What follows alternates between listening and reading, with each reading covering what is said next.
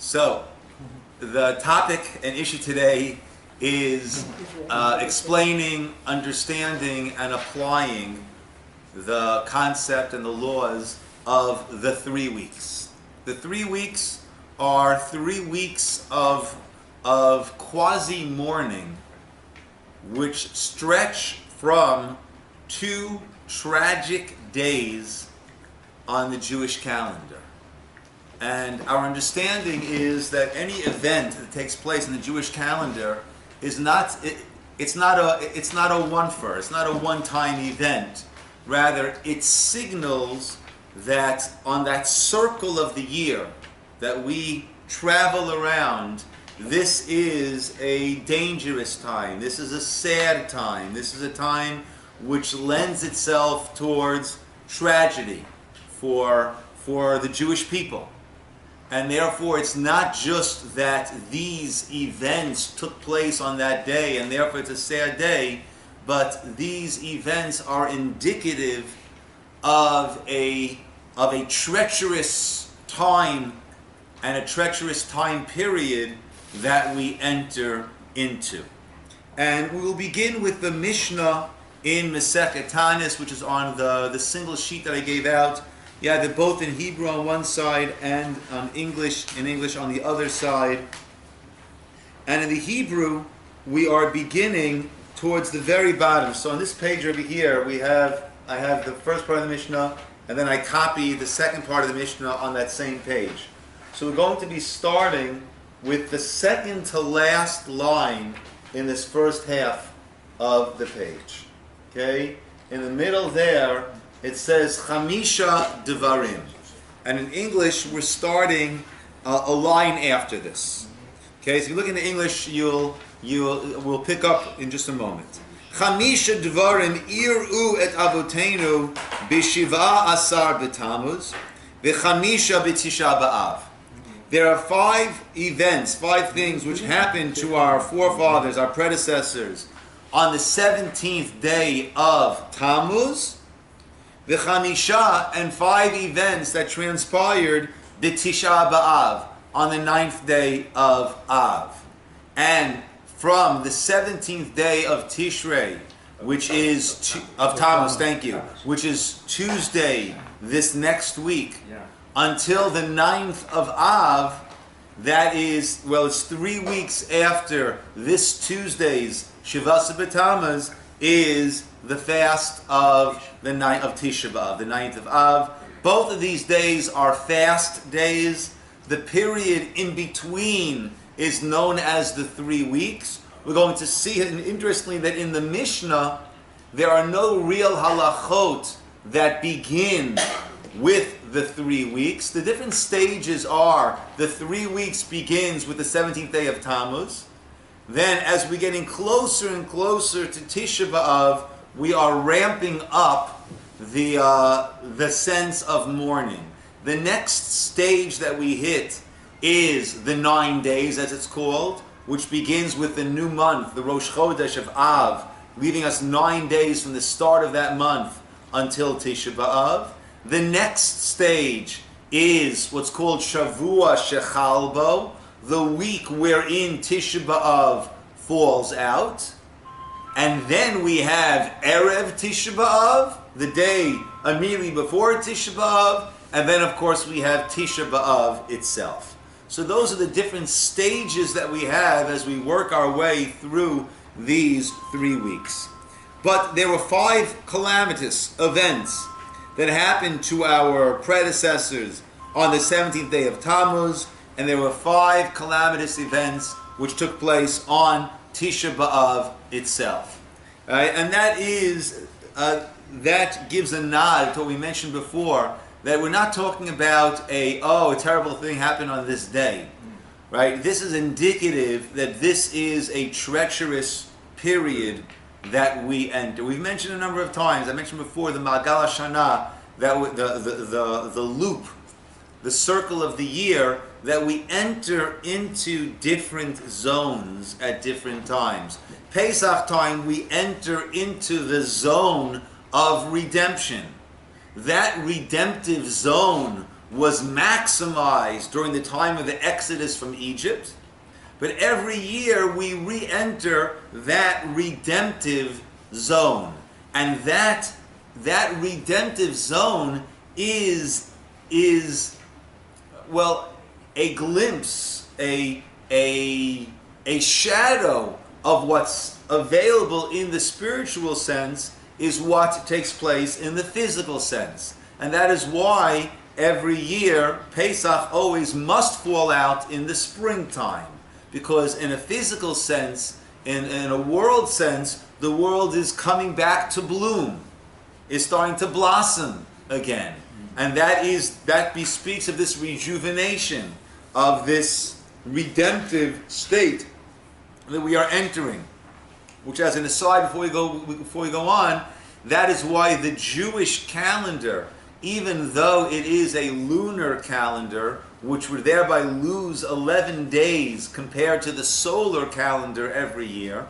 So if we would, as the Muslims do, follow a strict lunar calendar without any adjustments, our holidays would move back earlier 11 days every year. So Passover, Pesach might have started in the spring, would work its way back to the winter, then fall, then summer, and then back to spring. Yeah.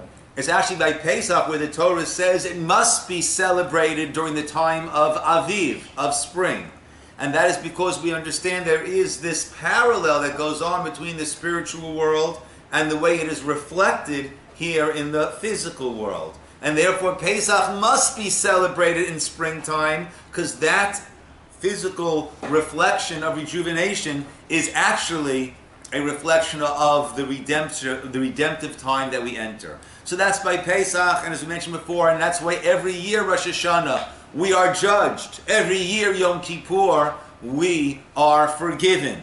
And therefore every year when we enter these 3 weeks, it is a treacherous, calamitous time for our nation, as evidenced by these multiple events that took place on each of these days.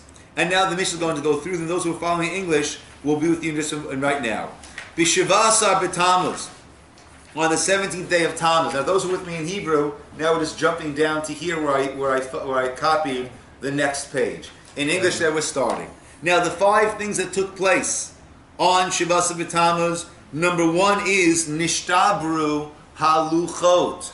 That is when Moshe came down from Har Sinai and witnessed the Chet HaEgel, us dancing and prancing around the golden calf. And what he did was he broke the luchot.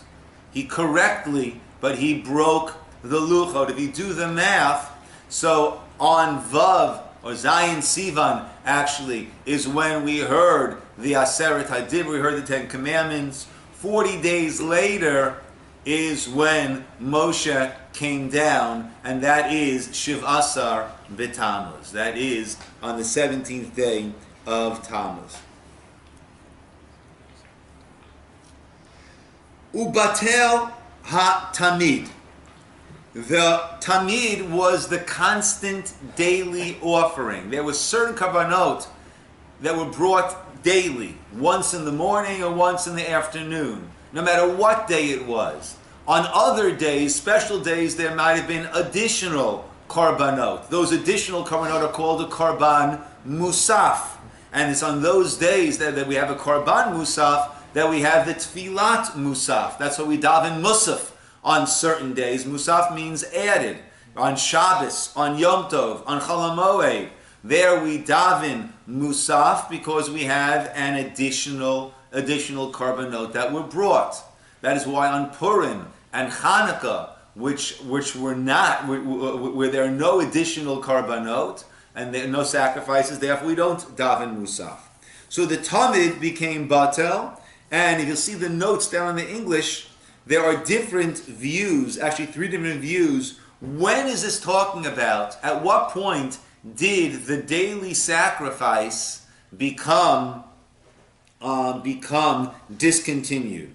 Yerushalmi cites 2 views on the time frame of this occurrence. Rav Shimon says it happened during the siege of the temple by the Greeks. That's in the 2nd temple era.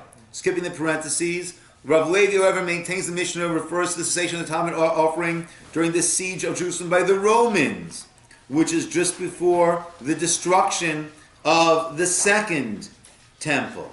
Okay? So according to the two opinions in the Yerushalmi, it was during the siege of the second temple, either during the midst of that second temple era, when the Greeks, during the time of the whole Hanukkah, the Hanukkah miracle, the Hanukkah war and miracle, and recovery and rededication of the temple, the second Beit HaMikdash, or prior to the destruction of the second Beit HaMikdash, the second temple, by the Romans. Rambam, Maimonides, asserts that the Mishnah refers to an occurrence that took place during the siege of Jerusalem by the Babylonians at the end of the first temple era.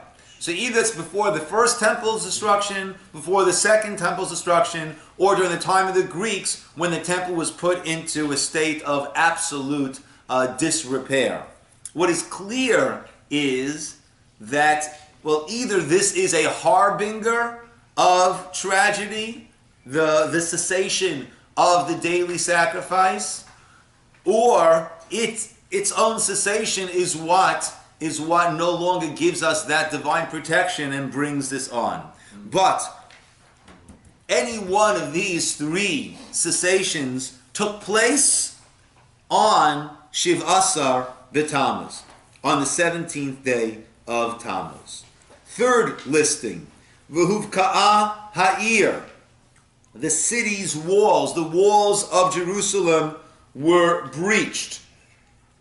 This was by the Roman army, by the destruction of the second temple. They breached the walls of Yerushalayim on the 17th day of Tammuz, and 3 weeks later, that is when the temple was burned and destroyed. The Saraf, number 4, Saraf apostamos et ha-Torah.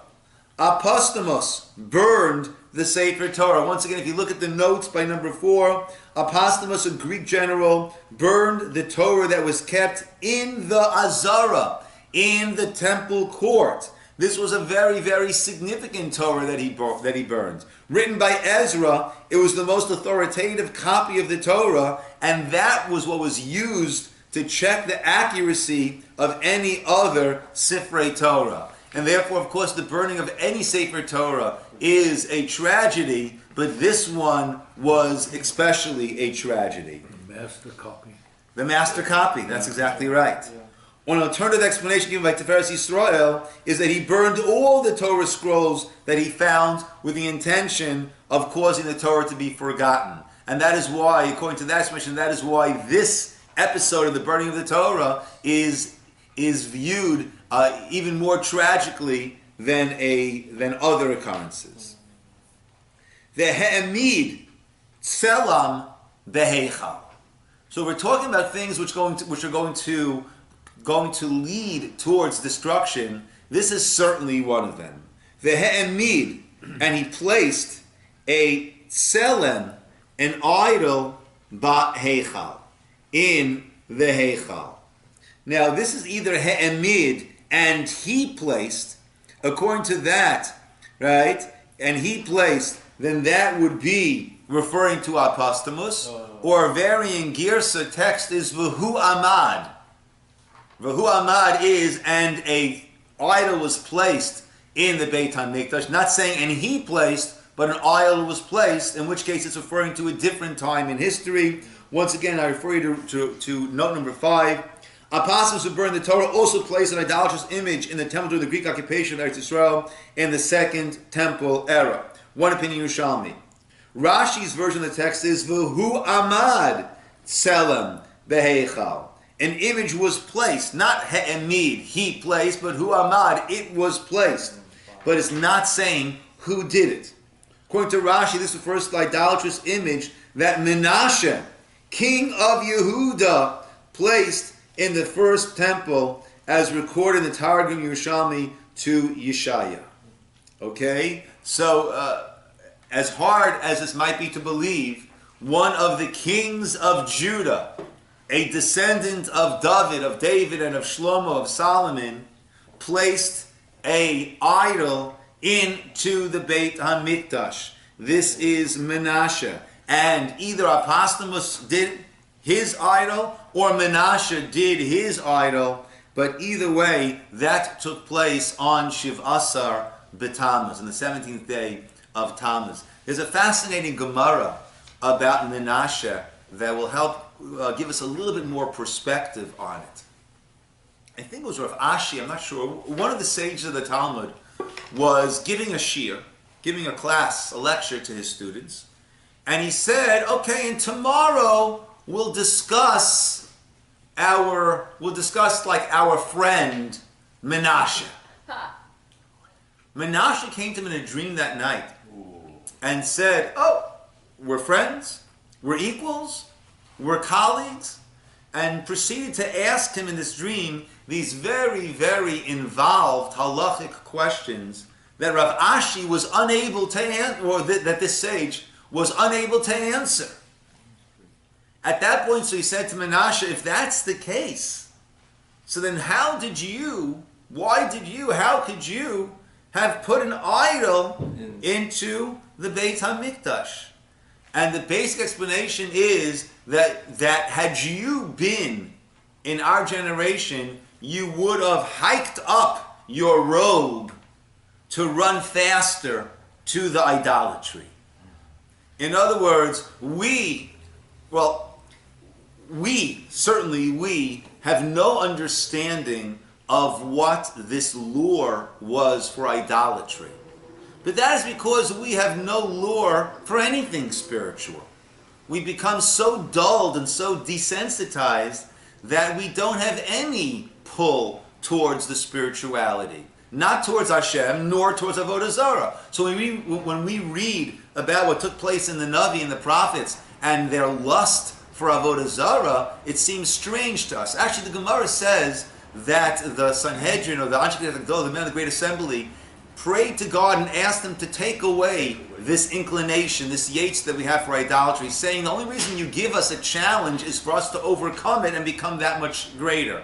But being that we keep faltering, so therefore take away, please, this avodah, this lust, this desire. And Hashem did.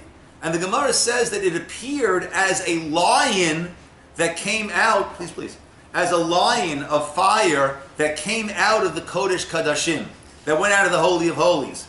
Now you'll say, if this is the Yetzer Hara, if this is the desire for idolatry, what in the world is it doing in, of all places, the Kodesh Kadashim, the Holy of Holies in the Beis HaMikdash? But there's always this concept of zeh l'umat zeh. There's got to be a balance in the world.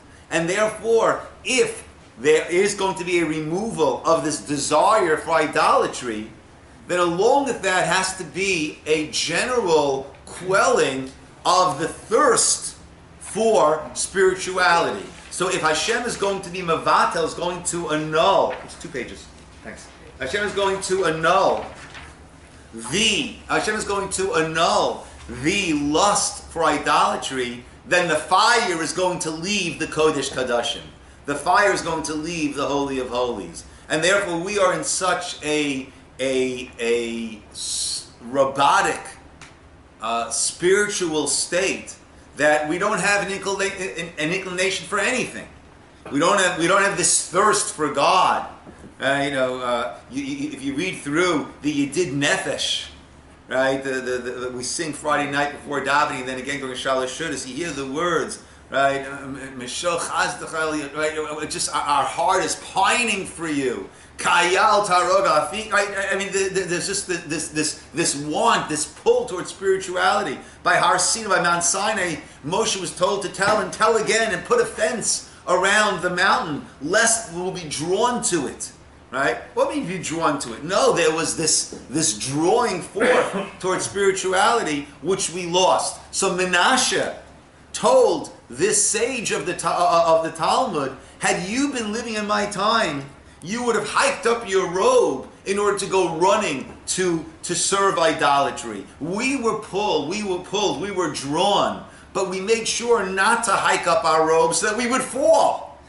As we were being drawn, but we wanted to stumble, but we couldn't control ourselves. So just to get an idea, that was the lust that existed, and we know the lust that does exist between a man and a woman, and that is nothing compared to what was to the desires that was towards idolatry. So that gives a little perspective. But Menashe, the fifth event that took place in Shivah Asar B'Tammuz, is that either again, according to the Girsa, Behe'emid, and he placed an idol. He'emid is going back on the one who burnt the Torah, Apostamus. He placed an idol. According to the text of Rashi, it's not Ve'emid, it's Hu Amad, which means an idol was placed, and that's a reference to Menashe, the king of Judah, the king of Yehuda, who placed an idol. Yes? Yes? Oh, I don't see logically how it's axiomatic or it follows that if you would withdraw this temptation of idols, that then there also has to be a damping of general spiritual seeking. It doesn't seem like that one logically entails the other. Well, I'm not getting it. The idea is Zelu Matzen means there needs to be a balance in the world. Meaning the world needs to, the whole point of the world from a Jewish point of view is it is a challenge, it's an obstacle course. It is a challenge course that God sets for self-actualization. Right? In a nutshell, that is why we are alive. That is why we are put on this world, in order to go through the self-actualization and become that much more godly. Now, in order for it to be a challenge, there needs to be a relatively even playing field. So if there was this tremendous desire, right? If a person's neshama, the spiritual component of a person, was energized and maximized and wanting spirituality, so therefore there needs to be these two possible routes that it could take.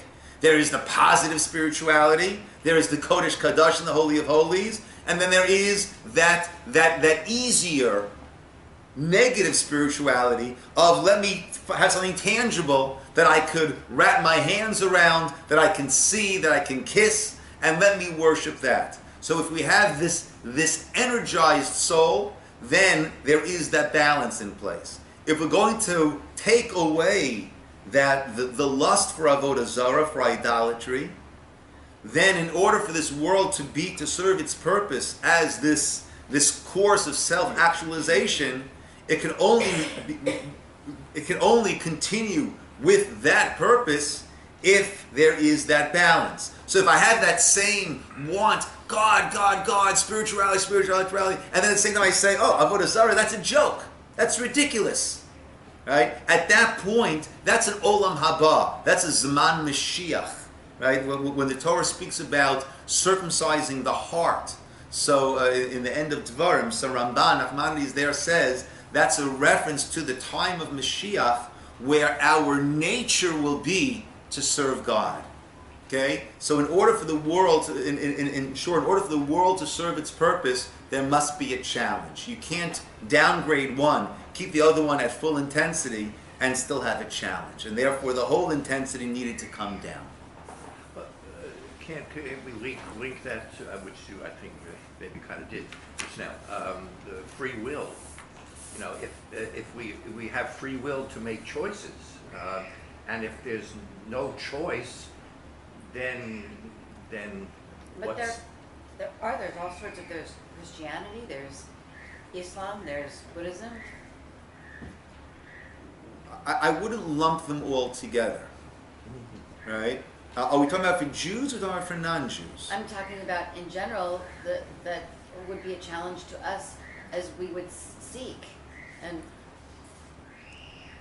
then and that challenge or whatever lure one might have for these different religions, I would say, is in the same realm and the same level of intensity that people have for Judaism, right? But here we're talking about this, right? We hear what Menashe's answer was. You would have hiked up, right, in order to run, and it doesn't speak to us. We have no such experience, right? Maybe for lust, a person could have.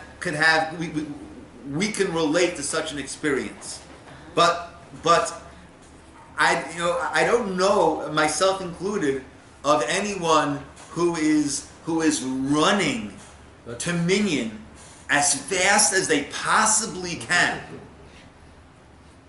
Right? That's just not the world. So this begs Robert, besides you, Robert. This begs another question. If we don't have that zeal, that kavana of seeking, maybe we have it when we do tefillah and we really try. So some areas, but can we ever achieve the level to get to where we? I mean, if so, look, in general, I don't want to go too far off, but in general, Rav Dessler speaks very beautifully, and we've mentioned this a number of times. There's something called a nekudas habechira, which is the point of a person's free will. And this is where I am right now.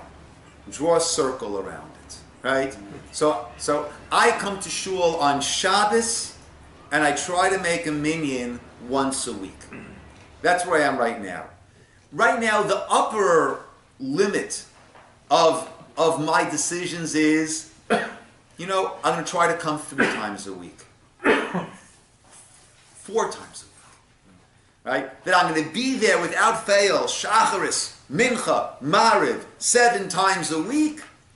That's not really something that's within the realm of my decision now. That's beyond something that I would consider. Okay, going down the other way, right? I might decide, I'm not going to come at all, and I'll come once a month, right? To say, I'm not going to come ever, even on Rosh Hashanah Yom Kippur, that's beneath that range that a person would consider. Now the person decides, well, within my range I'll just go positive. Within my range this way, I got a nice email from Rabbi Ciner. I understand Monday was a little bit short. You know what? I'm going to come 4 days a week. Now, that's where the spot is. Redraw the circle. Now he'll consider coming every day and a couple of times from Mincha Mariv. That which wasn't in the realm before. Not coming at all, even on coming once a week on Shabbos? Coming once a month on Shabbos? No, of course. That would never happen. I'm definitely going to come more. So you're asking, can we get there? Yes, a person can get there, but it's by step by step by step. Every decision that we make really resets that point in the circle, and therefore we redraw that circle. Things that weren't, thank you so much. Thank you. Things that weren't available before are things that weren't before, etc., etc. So that is how a person, and that is why, basically, the ultimate din, the ultimate judgment that a person goes to, ultimately, is themselves. They present themselves. Right? This is what I've produced over the X years, the 120 years that God has granted me. This is what I've produced. Where am I in that constantly